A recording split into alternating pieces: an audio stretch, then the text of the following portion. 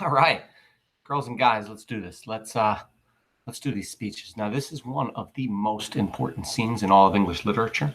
In everything written, this is one of the most spoken about scenes or speeches. Now, first, of course, we're going to hear Brutus's speech to the people of Rome. And what is the purpose of Brutus? To get up there in front of the people and do what? Convince the people that what he just did, killing Caesar, was for the good of Rome, that he did them a favor by doing this. And if he does that, the people of Rome won't kill him and his family.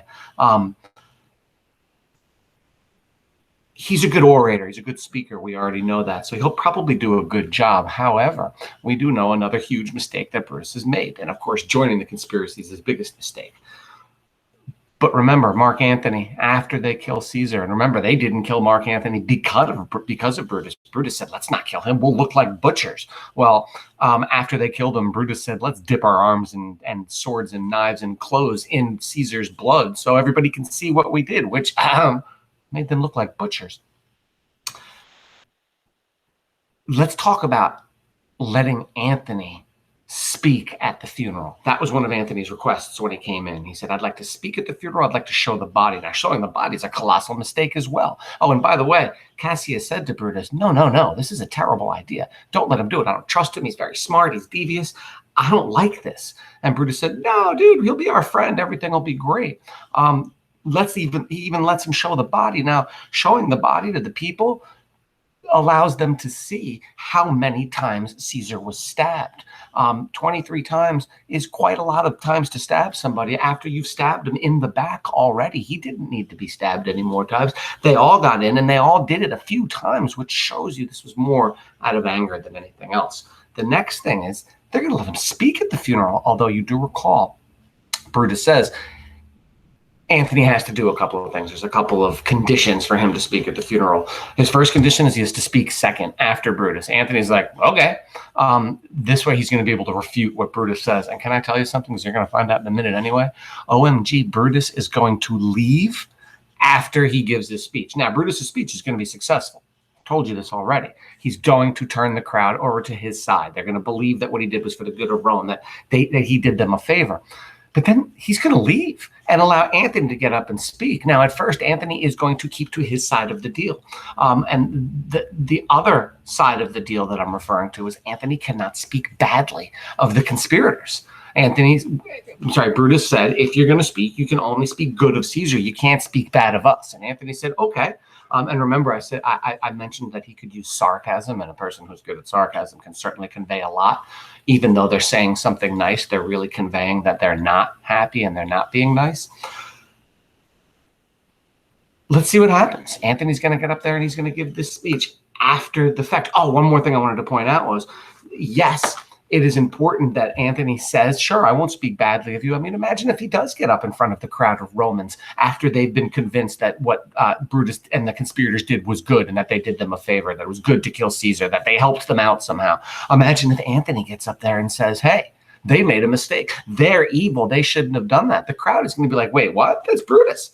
He just convinced us. No. So Antony has to be very careful how he does that, how he builds up to the crowd to then flip them over and realize, hey, wait a minute, that was awful. Let's go kill Brutus and these conspirators. Let's get them all. And that's what Antony is hoping for. In fact, recall Antony's last speech, and then we're going to get started. Antony told the guys, Brutus and the conspirators, no worries, I won't speak bad about you. I'll go second. I'll even let the crowd know that you gave me permission to speak.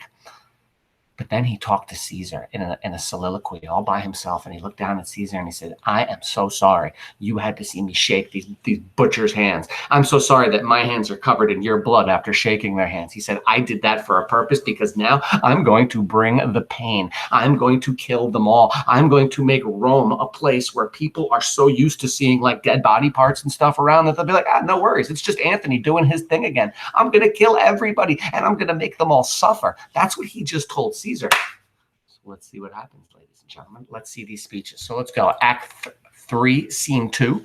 Enter Brutus and Cassius with the plebeians. And here, the plebeians, again, are the citizens. And they're screaming to Brutus, we will be satisfied. Let us be satisfied. What they're basically saying by saying that is, if you don't satisfy us, we're going to get you. So make sure you explain why you killed Caesar. And Brutus says, then follow me and give me audience, friends. Cassius, go you into that other street and part the numbers. Those that will hear me speak, let them stay here. Those that will follow Cassius, go with him. And public reasons shall be rendered of Caesar's death. So Brutus says, Cassius, you go down that street and hit that pulpit. I'll hit this pulpit, and we will both explain to everybody why we killed Caesar. And one of the plebeians says, I will hear Brutus speak. And another one says, I will hear Cassius. And we will compare their reasons when severally we hear them rendered. So some go that way and some stay.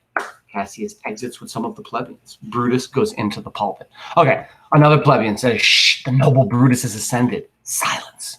Okay. Now here goes Brutus. Again, remember his motivation. Very important. If Brutus doesn't do a good job convincing them why he did this, they will probably kill him and his family. So Brutus, let's hope he does a good job. Let's go. Be patient till the last. Romans, countrymen, lovers, hear me for my cause, and be silent that you may hear. Believe me for mine honor, and have respect to mine honor that you may believe. Now, interesting. Notice Brutus is smart. He knows that everybody knows he's honorable, but he makes sure to remind them. He's like, everybody quiet so you can hear. And don't forget, I'm Mr. Honor, so whatever I'm telling you is the truth. And he says, censure me in your wisdom and awaken your senses that you may the better judge. If there be any in this assembly, any dear friend of Caesar's, to him I say that Brutus's love to Caesar was no less than his. So that's interesting. Remember, Brutus and Caesar were best friends. Now, Antony and Caesar were best friends too, but he said, has anybody loved him more? Was Caesar more friends with anybody, or did anybody? I mean, I'm that guy. So don't tell me you loved Caesar. All right, I loved him too. Listen. If then that friend demand why Brutus rose against Caesar, this is my answer. Not that I loved Caesar less, but that I loved Rome more.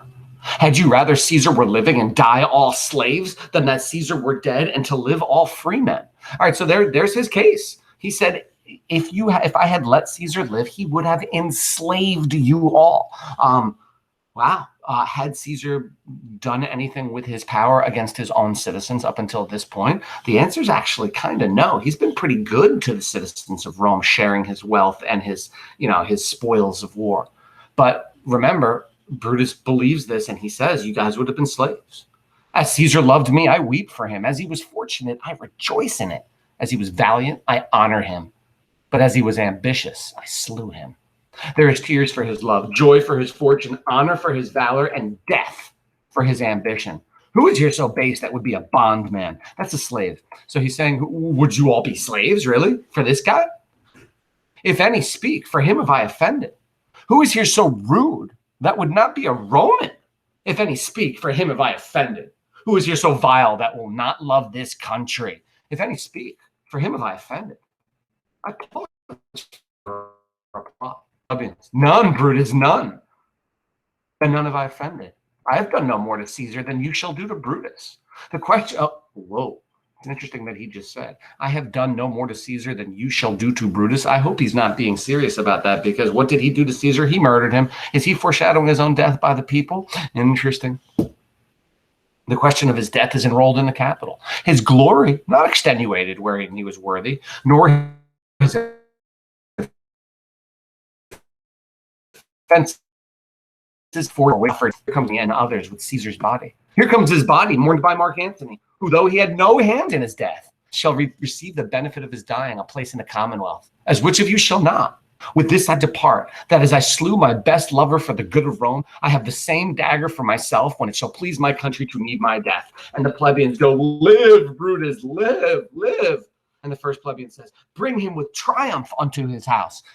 Basically, they're ready to throw Brutus on their shoulders and run him through the streets of Rome. Brutus's speech worked. They believe that Caesar would have enslaved them and that Brutus saved them from that terrible fate. Second plebeian, give him a statue with his ancestors. Third, let him be Caesar. Fourth, Caesar's better parts shall be crowned in Brutus. First, we'll bring him into his house with shouts and clamors. Brutus, my countrymen. All right, so I just want to point something out. At this point, Brutus has not only won, he is super duper victorious. I mean, they're carrying him home on their shoulders. They're building statues to him. They're screaming, they're yelling, he's the man. They just said, let him be Caesar. I think they're saying, let him be the top dog. Let him be the best senator. But then here goes Brutus with his mistakes. Remember, Brutus hasn't slept for days. He hasn't eaten. He can't think correctly. He just murdered his best friend. He says to the people, wait, my countrymen, And the plebeian second guy goes, wait, silence. Brutus speaks again. First plebeian, peace. Oh, Brutus, good countryman. Let me depart alone, and for my sake, stay here with Antony. Do grace to Caesar's corpse, and grace his speech tending to Caesar's glory, which Mark Antony, by our permission, is allowed to make. I do entreat you, not a man depart, save I alone till Antony have spoken. He descends and exits. All right, so these guys were ready to leave. And Brutus had won, but he tells them all to stay. He says, not one of you leave. I'm out of here. You stay and listen. And the first plebeian says, okay, stay and let us hear Mark Antony. Third, let him go up into the public chair. We'll hear him. Noble Antony, go up. Antony, for Brutus's sake, I am beholden to you. He goes into the pulpit. So the first thing he says to them is, for Brutus's sake, I am beholden to you. In other words, Brutus, let me talk today. And the fourth one says, what does he say of Brutus? That's funny. He just said, Brutus, let me talk today. And one of the people was like, wait, what did he just say about Brutus? In other words, if he says anything bad about Brutus, they're going to kill him right now. And I think that might have been one way of Antony of gauging how strongly they stand for Brutus and the conspirators right now. And he has just learned. The guy was like, wait, what did he say? What did he say about Brutus? And the third plebeian says, he says, for Brutus's sake, he finds himself beholden to us all. And the fourth one again says, well, best he speak no harm of Brutus here. And the first one says, this Caesar was a tyrant. Third one says, nay, that's certain. We are blessed that Rome is rid of him. Second plebeian, peace. Let us hear what Antony can say. All right, so Antony has just heard them say, he better not talk smack about Brutus. He also heard them say Caesar was a tyrant and we're good to get rid of him. All right, he now knows, don't mess with these people. Don't speak badly about Brutus right away. You've got to flip this somehow. You've got to use your sarcasm. I mean, look what he first says. He says, gentle Romans. It's very ironic because these people are far from gentle. They're literally ready to kill him if he says one word wrong. They called Caesar a tyrant. That means like a dictator who wants to hurt his own people. Please. Let's go, plebeians. Peace, ho, let us hear him. Antony starts. Friends, Romans, countrymen, lend me your ears. I come to bury Caesar, not to praise him. The evil that men do lived after them. The good is often interred with their bones. So let it be with Caesar. The noble Brutus hath told you that Caesar was ambitious. If it were so, it was a grievous fault, and grievously hath Caesar answered it. Here, under leave of Brutus and the rest, for Brutus is an honorable man. So they are all honorable men. Come I to speak in Caesar's funeral. He was my friend, faithful and just to me. But Brutus says he was ambitious, and Brutus is an honorable man. He hath brought many captives home to Rome, whose, excuse me, everybody, can you hold on a second, please?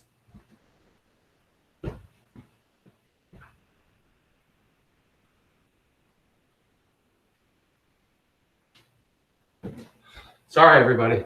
I don't even want to tell you what I had to just deal with right now. Let's go on. Where was I? He hath brought many captives. All right, so let's go. Where was I? So they are all honorable men. I'm sorry, everybody. Let me catch my. Okay, let's go.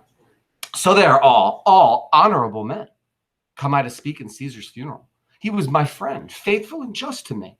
But Brutus says he was ambitious, and Brutus is an honorable man. He hath brought many captives home to Rome, whose ransoms did the general coffers fill. Did this in Caesar seem ambitious? All right, listen to what he just said. He has brought many captives home to Rome, whose ransoms did the general coffers fill. So in this case, a captive is like a prisoner of war. And when you take a prisoner of war from the other army, then he says whose ransoms did the general coffers fill. So they ransomed these people off back to their enemies for gold. And then Caesar took that gold and gave it to the people. Did this in Caesar seem ambitious? When that the poor cried, Caesar wept. Ambition should be made of sterner stuff. And then he pointed out that when the people of Rome suffered, Caesar cried with them. Yeah, because he was so ambitious that he cared for them. Yeah, Brutus says he was ambitious. And Brutus is an honorable man. You all did see that on the Lupercal, I thrice presented him a kingly crown, which he did thrice refuse. OMG. I almost forgot about that myself. Ladies, gentlemen, do you recall in Act 1, Caesar was offered the crown, I think it was Act 2 actually, was offered the crown 3 times by Antony. 3 times. And 3 times he said, no, I don't want it. Now, remember, we kind of talked about this, and I said that it was probable that they had, cooked this up beforehand to make them think that he wasn't ambitious. But even so, Antony is right to tell the people that he did refuse the crown. He could have taken it and become your king, but he said, no, I don't want it 3 times. 3 times. Was this ambition? Yet Brutus says he was ambition. And sure, he is an honorable man. I speak not to disprove what Brutus spoke, but here I am to speak what I do know. You all did love him once, not without cause. What cause withholds you then to mourn for him? O judgment, thou art fled to Brutus' beasts, and men have lost their reason. Bear with me. My heart is in the coffin there with Caesar, and I must pause till it comes back to me. And then he starts to cry. Antony is the master. So he just pointed out a few things. One, he loved the people of Rome. He gave you his spoils of war. He refused the crown, and they murdered him. And then he actually starts to cry. And the people see him do this. And the first plebeian says, oh, by the way, I want to point something out. Did Antony speak badly about the conspirators once? No, he actually didn't. He called them honorable men the entire time. He only pointed out what they actually did. And that's not a lie, right? First plebeian. He thinks there is much reason in this saying. Oh, by the way, it's important for Antony to stop right now because he gives the people a chance to what? To talk a little bit and be like, dude, did you hear what he just said? Oh, that's right. That's true. Caesar did do that. OMG, that's right. Caesar was not so bad. Methinks there is much reason in his saying, second plebeian, if thou consider rightly of the matter, Caesar has had great wrong. Third plebeian, has he, masters? I fear there will a worse come in his place. Fourth plebeian, mark you his words, he would not take the crown. Therefore, 'tis certain he was not ambitious. First plebeian, if it be found so, some will dear abide it. And listen to this. See, I mean, the crowd of Rome, they are incredibly fickle. 1 minute ago, they were ready to kill Antony for talking badly about Brutus. And now they're already saying, oh, snap. If Antony's right, we're going to go kill those people. So already they're ready to go kill Brutus and them. They're not there yet, though. He said, if it be found so, some will dear abide it. So Antony has them very close, but he's not there yet. But Antony's not dumb. He has more to say. He has more to share. Listen, second plebeian, poor soul, his eyes are red as fire with weeping. Third plebeian, there's not a nobler man in Rome than Antony. Fourth plebeian, now mark him. He begins again to speak. Antony. But yesterday, the word of Caesar might have stood against the world.